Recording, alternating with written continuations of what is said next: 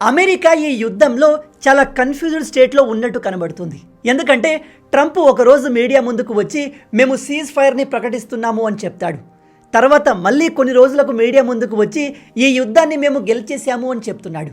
ఎలా గెలిచారు అంటే మేము ఇరాన్లోని టాప్ లీడర్స్ అందరినీ లేపేశాము, ఇప్పుడు ఇరాన్ చాలా వీక్ అయిపోయింది అని చెప్తున్నాడు.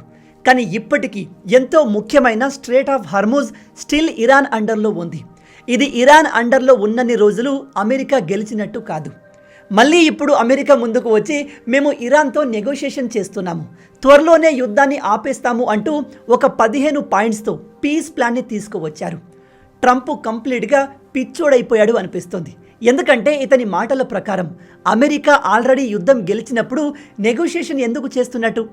యుద్ధంలో గెలిచిన దేశాలు నెగోషియేషన్ చేయవు కదా.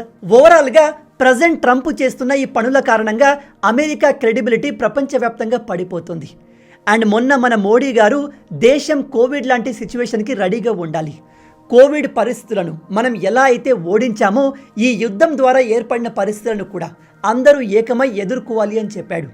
మన దేశ ప్రధానమంత్రి ప్రజెంట్ సిచ్యువేషన్ని కరోనాతో పోలుస్తున్నారు అంటే సిచ్యువేషన్ ఇంకా వరస్ట్ కాబోతుందా?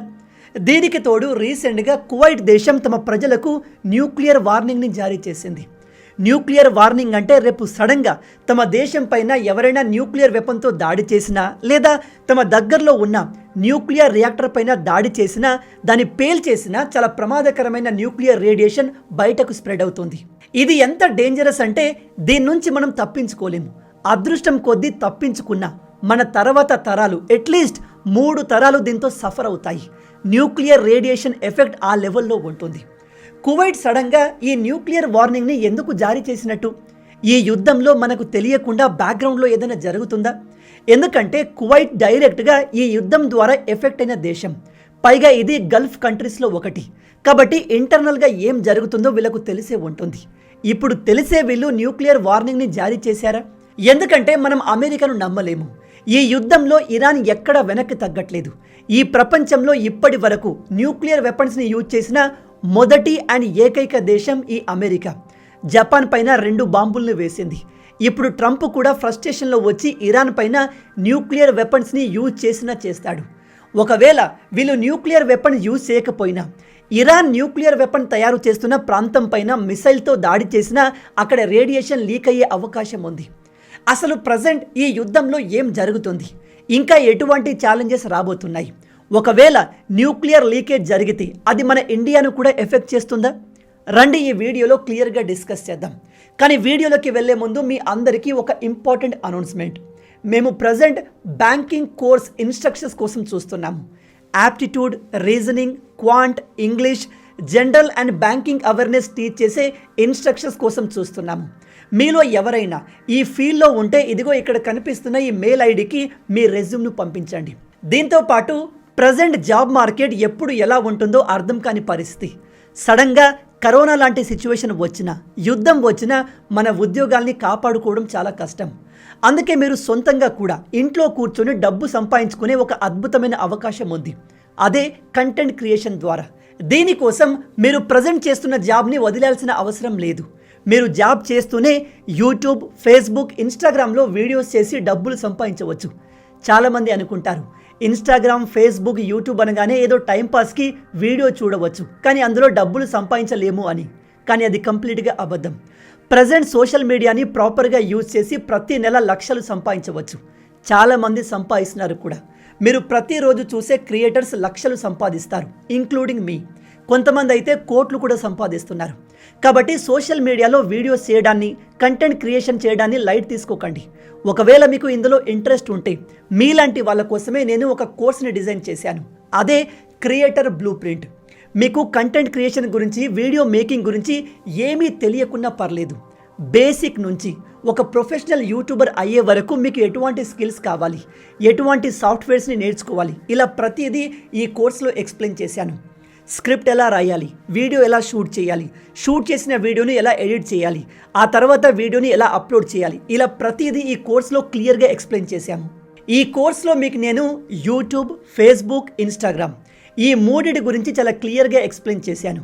ఈ కోర్స్ని మార్కెట్లో చాలా ఈజీగా 6,000 రూపాయలకు అమ్మవచ్చు. కానీ నేను జస్ట్ 999కే అందిస్తున్నాను. నేను ఈ కంటెంట్ క్రియేషన్ స్టార్ట్ చేసి ఇందులో సూపర్ సక్సెస్ అయ్యాను. నేను అయ్యాను అంటే మీలో ప్రతి ఒక్కరూ కాగలరు. ఈ కోర్సు ప్రధాన ఉద్దేశం ఎక్కువ డబ్బులు సంపాదించడం కాదు. నన్ను ఫాలో అయ్యే యువకులకి, ఈవెన్ పెద్దవాళ్ళకి కూడా సొంతంగా డబ్బులు సంపాదించే స్కిల్స్ని నేర్పించడం. ఇప్పుడు మీలో కొంతమంది మరి అలాంటప్పుడు ఈ కోర్స్ని ఫ్రీగా ఇచ్చేయచ్చు కదా బ్రదర్ అంటారు. కానీ గుర్తుపెట్టుకోండి, ఫ్రీగా వచ్చే దేనికి వాల్యూ ఉండదు. అండ్ నిజానికి ఈ కోర్స్ కంప్లీట్గా మీకు ఫ్రీయే. కానీ ముందు ఈ కోర్స్ని మీరు పర్చేస్ చేసి ఇదిగో ఈ కండిషన్స్ని మీట్ అవ్వాలి. అప్పటికీ మీకు సక్సెస్ రాకపోతే మీ డబ్బులు మీకు 100% రీఫండ్ ఇచ్చేస్తాము. దానికి నాది గ్యారంటీ. మరి ఇంకెందుకు వెయిట్ చేస్తున్నారు? లింక్ కింద డిస్క్రిప్షన్లో అలాగే కామెంట్లో ఇచ్చాను. వెంటనే వెళ్ళి కోర్స్ పర్చేస్ చేయండి. మీ జీవితాన్ని మార్చే ఒక జర్నీని స్టార్ట్ చేయండి.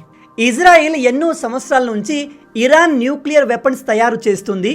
ఇరాన్ న్యూక్లియర్ వెపన్స్ ఇజ్రాయెల్కి, అమెరికాకి ఎంతో ప్రమాదమని అమెరికాకు కన్విన్స్ చేసే ప్రయత్నం చేస్తుంది. యునైటెడ్ నేషన్లో బెంజమిన్ నెతన్యాహు నిలబడి ఇదిగో ఇలా పోస్టర్లు చూపిస్తూ ఇరాన్ ఆల్రెడీ 90% వరకు న్యూక్లియర్ వెపన్స్ని తయారు చేసేసింది, వాళ్ళు లాస్ట్ స్టేజ్లో ఉన్నారు అంటూ ప్రపంచానికి తెలియజేశాడు. ఇజ్రాయెల్ దగ్గర మోసాద్ అనే మోస్ట్ పవర్ఫుల్ ఇంటెలిజెన్స్ ఏజెన్సీ ఉంది.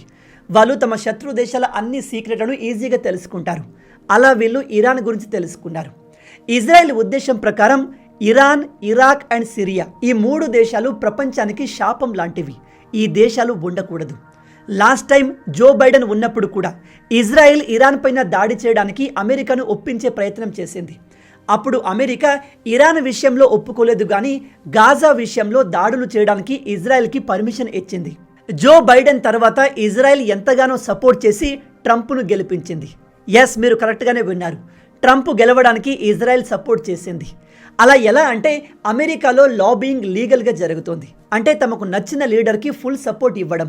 వన్స్ తమ లీడర్ ప్రెసిడెంట్ అయ్యాక తమ ఇన్ఫ్లుయెన్స్ని ఉపయోగించి, తమ డబ్బుల్ని ఉపయోగించి ఆ ప్రెసిడెంట్తో తమకు అనుకూలమైన పనులు చేయించుకోవడం అమెరికాలో కంప్లీట్గా లీగల్. నేను మీకు నా ప్రీవియస్ వీడియోలో కూడా చాలాసార్లు చెప్పాను. ఆయిల్ కంపెనీలు కూడా ట్రంప్కి చాలా ఫండింగ్ని ఇచ్చాయి. అందుకే కదా ట్రంప్ వెనిజులా పైన దాడి చేసి ఆ దేశంలోని ఆయిల్ మొత్తాన్ని అమెరికన్ ఆయిల్ కంపెనీలకు అప్పజెప్పాడు. ఇప్పుడు తర్వాత వంతు ఇజ్రాయెల్ది. ఇజ్రాయెల్కి ఏం కావాలి? ఇజ్రాయెల్కి మిడిల్ ఈస్ట్లో ఉన్న ఏ దేశం దగ్గర, మెయిన్గా ఇరాన్ దగ్గర న్యూక్లియర్ వెపన్స్ ఉండకూడదు. తమ శత్రువులు బతకకూడదు. అందుకే ఇజ్రాయెల్ ట్రంప్ పైన ప్రెజర్ పెట్టి ఇరాన్ న్యూక్లియర్ సైట్స్ పైన దాడి చేసేందుకు ఒప్పించింది. మీకు గుర్తుందా? లాస్ట్ ఇయర్ జూన్ 21, 2025న అమెరికా తమ B-2 బాంబర్స్తో ఇరాన్ న్యూక్లియర్ సైట్స్ పైన దాడి చేసింది. న్యూక్లియర్ వెపన్స్ తయారు చేసే ఒక ప్రాంతం పైన పవర్ఫుల్ మిసైల్తో దాడి చేస్తే ఆ ప్రాంతంలో వాళ్ళు యూజ్ చేస్తున్న రేడియో యాక్టివ్ ఎలిమెంట్స్ లీక్ అయ్యే అవకాశం ఉంది. అండ్ దాని నుంచి న్యూక్లియర్ రేడియేషన్ లీక్ అవుతుంది. అది చాలా ప్రమాదకరం. అది కేవలం ఒక ప్రాంతానికి పరిమితం అవ్వదు, చుట్టూ 1000 కిలోమీటర్ల వరకు స్ప్రెడ్ అవుతుంది. అలా జరిగితే ఆ ప్రాంతం మొత్తం కలుషితం అవుతుంది. అక్కడ పండిన పంటల్ని మనం తినలేము, అక్కడ ఉన్న నీటిని తాగలేము, ఆ వాతావరణంలో కూడా మనం ఉండలేము. అంతటి డేంజరస్ అని తెలిసి కూడా ఇజ్రాయెల్, అమెరికా కలిసి ఇరాన్ న్యూక్లియర్ సైట్స్ పైన దాడులు చేశారు. ఆ సమయంలో అమెరికాలోని ప్రజలు కూడా అసలు ట్రంప్ ఇరాన్ పైన దాడికి ఎలా ఒప్పుకున్నాడు అని ఆశ్చర్యపోయారు. అయినా ఇందులో ఆశ్చర్యపోవడానికి ఏముంది? ట్రంప్ ప్రెసిడెంట్ అవ్వడానికి ఇజ్రాయెల్ హెల్ప్ చేసింది. ఇప్పుడు ఇజ్రాయెల్ ట్రంప్ పైన ప్రెజర్ పెట్టి వాళ్ళకు కావలసిన పనులు చేయించుకుంటుంది. బై ద వే, ట్రంప్ ఏమంత పిచ్చోడు కాదు. ఇందులో ట్రంప్కు కూడా చాలా లాభం ఉంది. అప్పుడు చేసిన ఆ దాడిలో ఇరాన్ న్యూక్లియర్ ప్రోగ్రామ్ కంప్లీట్గా డిస్ట్రాయ్ అవ్వలేదు.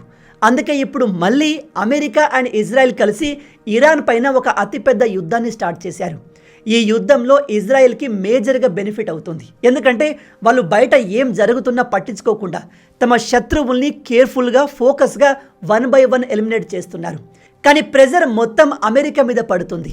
అమెరికా తమకు ఆల్వేస్ తోడుండే యూరోపియన్ దేశాల సపోర్ట్ని కోల్పోయింది. నాటో దేశాలు కూడా ఈ యుద్ధంలో అమెరికాకు సపోర్ట్ చేయట్లేదు. మరీ ముఖ్యంగా ప్రజెంట్ అమెరికా ఈ గల్ఫ్ దేశాల నమ్మకాన్ని కోల్పోయింది. మీరు నమ్మరు, ట్రంప్ సెకండ్ టైం ప్రెసిడెంట్ అయినప్పటి నుంచి ఇప్పటి వరకు ఈ అరబ్ దేశాల దగ్గర నుంచి దాదాపు $4 ట్రిలియన్ ఫండింగ్ని అమెరికా తీసుకుంది. ఈ దేశాలు అమెరికాకు ఎందుకు అంతగా డబ్బును ఇస్తాయి అంటే తమకు సెక్యూరిటీ ప్రొవైడ్ చేస్తుంది అని. కానీ ఇప్పుడు ఇరాన్ ఈ దేశాలపైన దాడి చేస్తుంటే అమెరికా కాపాడలేకపోతుంది. మరోవైపు 1-2 రోజుల్లో సరెండర్ అయిపోతుంది అనుకున్న ఇరాన్ తమ టాప్ లీడర్షిప్ని కోల్పోయిన తర్వాత కూడా ఏమాత్రం వెనక్కి తగ్గకుండా పోరాడుతుంది. వీళ్ళు ప్రపంచ దేశాలకు అమెరికాతో ఉన్న భయాన్ని తొలగించేశారు. ఎలా అంటే ఇరాన్ ఇప్పుడు మిడిల్ ఈస్ట్ దేశాల్లో ఉన్న అమెరికన్ ఎంబసీస్ని టార్గెట్ చేసి డెస్ట్రాయ్ చేస్తుంది. అమెరికన్ మిలిటరీ బేస్ల పైన డైరెక్ట్గా మిసైల్స్ని తమ డ్రోన్స్ని వేస్తున్నారు. వీటి నుంచి అమెరికన్ మిలిటరీ తమను తాము కాపాడలేకపోతుంది. ఈ యుద్ధంలో అమెరికా వీక్నెస్ కూడా చాలా ఎక్స్పోజ్ అయిపోయింది. మేజర్గా ప్రజెంట్ స్ట్రేట్ ఆఫ్ హర్ముజ్ మొత్తం ఇరాన్ కంట్రోల్లో ఉంది. ఇది చాలా ఇంపార్టెంట్.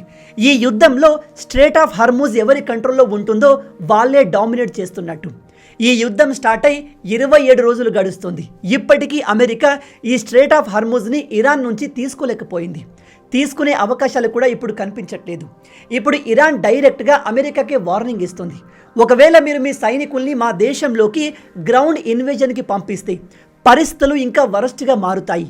అమెరికా ఎన్నడూ చూడని లాసెస్ని చూస్తుంది అని వార్నింగ్ ఇచ్చారు. నేను ఇక్కడ ఇరాన్ రోజు రోజుకి స్ట్రాంగ్ అవుతుంది అని చెప్పట్లేదు. నిజానికి ఇరాన్ వీక్ అవుతుంది, ఓడిపోవడానికి దగ్గర పడుతుంది. కానీ ప్రజెంట్ ఇరాన్ దగ్గర కోల్పోవడానికి ఏమీ లేదు. అందుకే వాళ్ళు ఇంతకు ముందు కంటే చాలా ధైర్యంగా బోల్డ్గా దాడులు చేస్తున్నారు. ప్రజెంట్ ఇరాన్ స్ట్రాటజీ ఒక్కటి, వాళ్ళు ఓడిపోయే లోపు అమెరికా అండ్ ఇజ్రాయెల్కి కోలుకోలేనంత నష్టాన్ని క్రియేట్ చేయాలి. మీ అందరికీ తెలుసు, రీసెంట్గా ట్రంప్ 5 రోజుల పాటు మేము సీజ్ ఫైర్ని ప్రకటిస్తున్నాము, దాడులు చెయ్యము అని చెప్పాడు.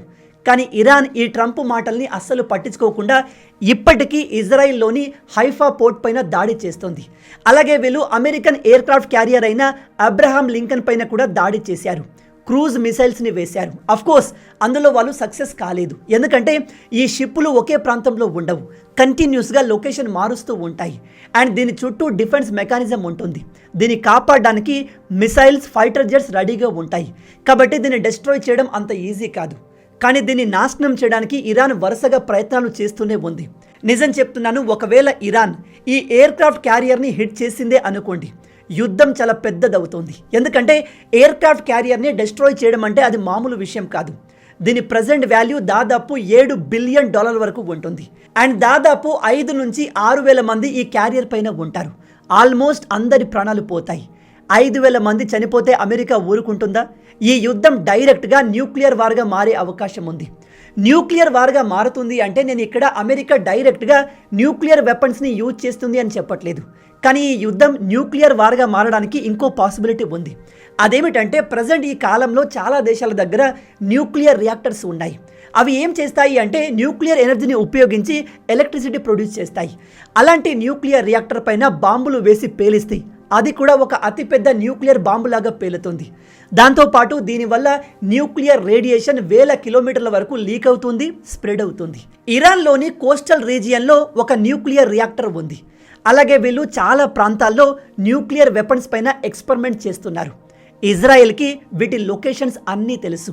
ఒకవేళ ఈ యుద్ధం పెద్దదైతే, ఎలాగైనా యుద్ధాన్ని ఆపాలి అని ఇజ్రాయెల్ డిసైడ్ అయితే వీళ్ళు ఇరాన్లోని ఈ ప్రాంతాలన్నింటినీ టార్గెట్ చేసి వాటిపైన మిసైల్స్ వేయగలరు. అలా జరిగితే వీళ్ళు యూజ్ చేసిన మిసైల్స్ న్యూక్లియర్ కాదు, కానీ అవి హిట్ చేసిన ప్రాంతాలు న్యూక్లియర్ రియాక్టర్లు అండ్ న్యూక్లియర్ వెపన్స్ పైన ఎక్స్పెరిమెంట్ చేసే ప్రాంతాలు. కాబట్టి అక్కడ కూడా భారీ మొత్తంలో న్యూక్లియర్ రేడియేషన్ లీక్ అయ్యే అవకాశం ఉంది. అలా జరిగితే నిజం చెప్తున్నాను, ఇరాన్ మొత్తం నాశనం అవుతుంది. దాంతోపాటు పక్కనే ఉన్న మిడిల్ ఈస్ట్ దేశాలకు కూడా ఇది స్ప్రెడ్ అవుతుంది. ఈ ప్రాంతాల్లో ఉన్న దేశాలకు ఈ సముద్రపు నీరే తాగునీటికి సోర్స్. ఆ నీరు కూడా కంటామినేట్ అవుతుంది. అందుకే ఈ విషయాన్ని ముందుగా పసిగట్టి కువైట్ తమ ప్రజలకు న్యూక్లియర్ వార్నింగ్ని ఇచ్చింది. ఎందుకంటే ఇరాన్కి ఇదిగో ఈ కోస్టల్ రీజియన్లో భూషణ్ అనే ఒక న్యూక్లియర్ రియాక్టర్ ఉంది. ఇది సివిలియన్ పర్పస్ కోసం తయారు చేసింది. కానీ ఇరాన్ ఇక్కడ న్యూక్లియర్ వెపన్స్ని తయారు చేస్తుంది. మీ అందరికీ తెలుసు, ఇరాన్కి న్యూక్లియర్ వెపన్స్ విషయంలో రష్యా సపోర్ట్ చేస్తుంది. ఇరాన్ దగ్గర న్యూక్లియర్ వెపన్స్ వచ్చేస్తే రష్యాకు అమెరికా పైన పెద్ద అడ్వాంటేజ్ క్రియేట్ అవుతుంది. అందుకే న్యూక్లియర్ వెపన్స్ తయారు చేయడంలో రష్యా సైంటిస్టులు ఇరాన్కి హెల్ప్ చేస్తున్నారు, ఇదిగో ఈ ప్రాంతంలో. అందుకే రీసెంట్గా ఇజ్రాయిల్ ఈ ప్రాంతం చుట్టూ మిసైల్స్ వేసింది. ఇజ్రాయెల్ కావాలని న్యూక్లియర్ రియాక్టర్ పైన హిట్ చేయలేదు, కానీ దాని చుట్టూ మిసైల్స్ వేసింది. అంటే ఇజ్రాయెల్ ఇక్కడ వార్నింగ్ ఇస్తుంది. అందుకే రష్యా వెంటనే ఈ ప్రాంతంలో పనిచేస్తున్న తమ 300 మంది సైంటిస్టులను వెనక్కి రప్పించుకుంది. ఇజ్రాయెల్ ఎప్పుడైనా ఈ ప్రాంతం పైన దాడి చేసి ఇక్కడి రియాక్టర్ని పేల్చేయగలదు. అందుకే కువైట్ భయపడుతుంది. కువైట్తో పాటు ఖతర్, యుఏఈ, సౌదీ అరేబియా ఈ అన్ని దేశాలు భయపడుతున్నాయి. అండ్ ఇరాన్ కూడా ఇజ్రాయెల్లో ఉన్న న్యూక్లియర్ రియాక్టర్స్ పైన దాడి చేసేందుకు ప్రయత్నిస్తుంది. యుద్ధంలో ఈ దేశాలు న్యూక్లియర్ వెపన్స్ని యూజ్ చేయట్లేదు, కానీ న్యూక్లియర్ రియాక్టర్ని, న్యూక్లియర్ ఫెసిలిటీస్ని టార్గెట్ చేసి నాశనం చేసేందుకు ట్రై చేస్తున్నారు. అది కూడా ఆల్మోస్ట్ న్యూక్లియర్ బాంబులాగే డ్యామేజ్ని క్రియేట్ చేస్తుంది. అందుకే ఈ యుద్ధం ఎప్పుడు డేంజరస్గా మారుతుందో తెలియదు. ఎంత త్వరగా ఈ యుద్ధం ఆగిపోతే అంత మంచిది. ఇప్పుడు మీకు డౌట్ రావచ్చు, బ్రదర్, ఒకవేళ ఈ దేశాలు తమ న్యూక్లియర్ రియాక్టర్ని డిస్ట్రాయ్ చేసుకుంటే ఆ రేడియేషన్ ఎఫెక్ట్ మన ఇండియా వరకు వస్తుందా అని. అలా జరిగితే మేజర్గా ఎఫెక్ట్ అయ్యేది అఫ్కోర్స్ ఇరాన్ అని మిడిల్ ఈస్ట్ దేశాలు, దాంతోపాటు ఆఫ్ఘనిస్తాన్, పాకిస్తాన్, చివరికి మన ఇండియా పైన కొద్ది ఎఫెక్ట్ ఉండవచ్చు, కానీ భారీగా ఇంపాక్ట్ ఉండదు.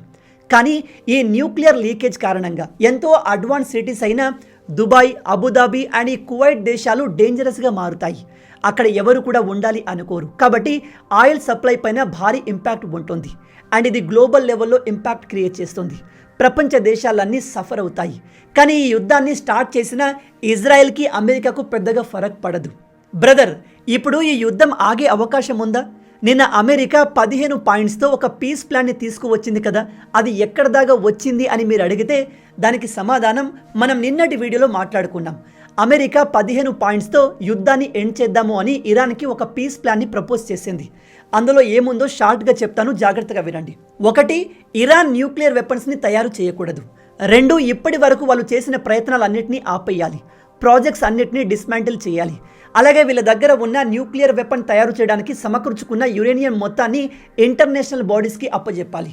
అండ్ వీళ్ళు లాంగ్ రేంజ్ మిసైల్స్ని కూడా తయారు చేయకూడదు. చిన్న చిన్న మిసైల్స్ని తయారు చేసుకోవాలి, అది కూడా సెల్ఫ్ డిఫెన్స్ కోసం మాత్రమే. అలాగే వీళ్ళు మిడిల్ ఈస్ట్ దేశాల్లో స్ప్రెడ్ చేస్తున్న ఉగ్రవాదాన్ని ఆపేయాలి. అంటే తమ ప్రాక్సీస్ అయిన హూతీ రెబల్స్, హిజ్బుల్లా, హమాస్ని వెంటనే డిస్మాంటిల్ చేయాలి. వాళ్ళకు ఫండింగ్ ఇవ్వకూడదు. ముఖ్యంగా ఇరాన్ ఈ స్ట్రేట్ ఆఫ్ హర్ముజ్ని ఫ్రీగా వదిలేయాలి, దాన్ని కంట్రోల్ చేయాలి అని ట్రై చేయకూడదు. కానీ ఆబ్వియస్లీ ఇరాన్ ఈ కండిషన్స్కి ఒప్పుకోలేదు, అలాగే కంప్లీట్గా రిజెక్ట్ కూడా చేయలేదు. బట్ మాకు కూడా కొన్ని కండిషన్స్ ఉన్నాయి అని కౌంటర్గా 5 కండిషన్స్ని తీసుకువచ్చారు.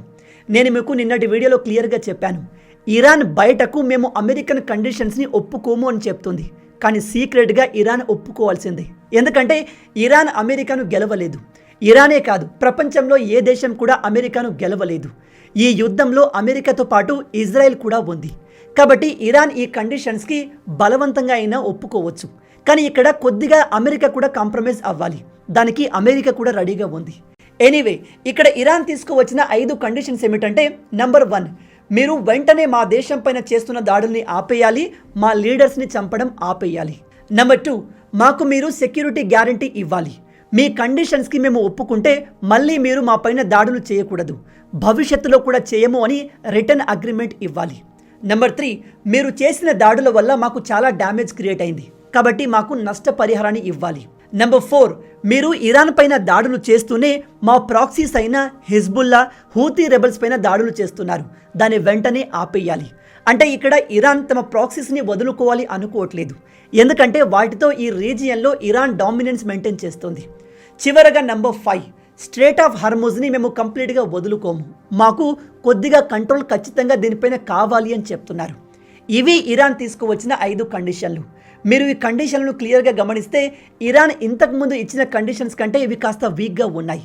అంటే ఇరాన్ మెల్లగా కాంప్రమైజ్ అవుతుంది. అమెరికా కూడా కొన్ని విషయాల్లో కాంప్రమైజ్ అవ్వడానికి రెడీగా ఉంది. నాకు తెలిసి రాబోయే కొన్ని రోజుల్లోనే యుద్ధం ఆగిపోయే అవకాశం ఉంది, ఎందుకంటే యుద్ధం సివియారిటీ స్టార్టింగ్లో ఉన్నట్టుగా ఇప్పుడు లేదు. కానీ ఈ యుద్ధంలో major player Israel.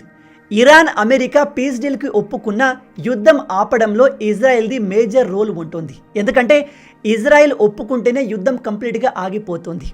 America peace డీల్కి ఒప్పుకున్న తర్వాత ఇజ్రాయెల్ దాడులు చేస్తే, అండ్ రీసెంట్గా ఇజ్రాయెల్ ప్రైమ్ మినిస్టర్ చాలా ఓపెన్గా ఈ యుద్ధం ఇప్పట్లో ఆగదు, ఇంకో 3 వారాల పాటు జరుగుతుంది, మేము ఇంకా 1000 టార్గెట్స్ని ఎలిమినేట్ చేయాలి అని చెప్తున్నాడు. మనం ఈ యుద్ధం విషయంలో ఎక్కువగా అమెరికా పైన, ఇరాన్ పైన ఫోకస్ చేస్తున్నాము, కానీ బ్యాక్గ్రౌండ్లో ఇజ్రాయెల్ సైలెంట్గా తన పని తను చేసుకుంటూ వెళ్తుంది. వీళ్ళు తమ శత్రువుల్ని ఒక్కొక్కరిగా ఎలిమినేట్ చేస్తూనే ఉన్నారు. రోజు రోజుకి వీళ్ళు బ్యాక్గ్రౌండ్లో ఇరాన్ని వీక్ చేస్తూనే ఉన్నారు. అందుకే ఇరాన్ కూడా త్వరగా యుద్ధాన్ని ఎండ్ చేయాలి అని చూస్తుంది. ఇంకో విషయం, ఒకవైపు మిడిల్ ఈస్ట్లో ఇంత పెద్ద యుద్ధం జరుగుతుంటే ట్రంప్ మాత్రం చైనా యాత్రకు సిద్ధమవుతున్నాడు. మేలో ఈ ట్రంప్ అండ్ షీ జిన్పింగ్ మధ్య బైలాటరల్ సమ్మిట్ జరగబోతుంది. అది చాలా ఇంపార్టెంట్ కాబోతోంది. యుద్ధంలో అన్ని దేశాలు సఫర్ అయ్యాయి, కానీ చైనా మాత్రం చాలా ఈజీగా మేనేజ్ చేయగలిగింది. చైనాకు ఇరాన్తో ముందు నుంచే మంచి సంబంధాలు ఉన్నాయి. కాబట్టి ఇరాన్ ఒక్క చైనా షిప్ని కూడా ఆపలేదు, దాడి చేయలేదు. వాళ్ళ ఒక్క షిప్ కూడా ఈ స్ట్రేట్ ఆఫ్ హర్ముజ్లో ఇరుక్కోలేదు. దాంతోపాటు చైనా కంటిన్యూగా రష్యా నుంచి డైరెక్ట్గా ఆయిల్ కొంటుంది. ఎందుకంటే చైనాకు రష్యాకు డైరెక్ట్గా ఆయిల్ పైప్ కనెక్షన్ ఉంది. అలాగే ఈ చైనాకు సెంట్రల్ ఏషియా ఆయిల్ పైప్ లైన్తో కూడా కనెక్షన్ ఉంది. కాబట్టి వాళ్ళకు ఎటువంటి ఇబ్బంది కలగలేదు. నేను ఇందుకే నా లాస్ట్ వీడియోలో ఇండియా పీఓకేని పాకిస్తాన్ నుంచి తిరిగి తీసుకోవాలి అని చెప్పాను. పీఓకే మన కంట్రోల్లో ఉంటే మనకు కూడా సెంట్రల్ ఏషియాతో డైరెక్ట్ కనెక్షన్ ఉంటుంది. మనం కూడా డైరెక్ట్ ఆయిల్ పైప్ లైన్తో కనెక్ట్ అవ్వచ్చు. అండ్ ఇరాన్తో కూడా మనం పైప్ లైన్ కనెక్షన్ వేసుకోవచ్చు. ఎందుకంటే మధ్యలో ఆఫ్ఘనిస్తాన్ దేశం ఉంటుంది. ఆఫ్ఘనిస్తాన్కి మనకు మంచి సంబంధాలు ఉన్నాయి. కాబట్టి వాళ్ళు నో చెప్పరు. అందుకే పీఓకేని ఇండియా తిరిగి తీసుకుంటే అక్కడ ఉన్న రాడికల్ ఇస్లామిస్టుల ద్వారా కొద్దిగా ప్రాబ్లం ఉంటుంది, కానీ బెనిఫిట్స్ మనకు ఇంకా ఎక్కువగా ఉన్నాయి. అందుకే పీఓకేని ఇండియా ప్రపంచం మొత్తం యుద్ధంలో బిజీగా ఉన్న ఈ టైంలో సైలెంట్గా వెనక్కి తీసుకుంటే బాగుంటుంది. దీని గురించి మీరేమనుకుంటున్నారు? మీ ఆలోచనల్ని కింద కామెంట్లో చెప్పండి. మొత్తంగా ఇవే ఈ యుద్ధం గురించి ఇప్పటి వరకు ఉన్న అప్డేట్స్. చివరగా మీరు మా టీంలో జాయిన్ అవ్వాలి అనుకుంటే, మీలో ఈ స్కిల్స్ ఉంటే వెంటనే మీ రెజ్యూమ్ని మాకు పంపించండి. అండ్ మీరు సోషల్ మీడియాలో వీడియోస్ చేస్తూ లక్షలు సంపాదించాలి అనుకుంటే మన కోర్సులో వెంటనే జాయిన్ అవ్వండి. మన course link and apps links కింద డిస్క్రిప్షన్లో అలాగే కామెంట్లో ఇచ్చాను. వెంటనే డౌన్లోడ్ చేసుకొని మీ జీవితాన్ని మార్చే ఒక జర్నీని స్టార్ట్ చేయండి. మొత్తంగా ఇవే ఈ వీడియోకి సంబంధించిన పూర్తి విషయాలు. ఈ వీడియో మీకు నచ్చింది అనుకుంటున్నాను. నచ్చితే అలా ఊరికే చూసి వెళ్ళిపోకుండా వీడియోని లైక్ చేయండి. మన తెలుగు యువతను ఎంత వీలైతే అంత దేశభక్తులుగా మార్చాలి అనే మిషన్తో పనిచేస్తున్నాము. మన ఛానల్ని సబ్స్క్రైబ్ చేసుకొని ఆ మిషన్లో మీరు భాగం అవ్వండి. రాబోయే వీడియోలో ఇంకో ఇంట్రెస్టింగ్ టాపిక్తో మళ్ళీ కలుద్దాం. అంటిల్ దెన్, జై హింద్, జై భారత్, భారత్ మాతాకి జై.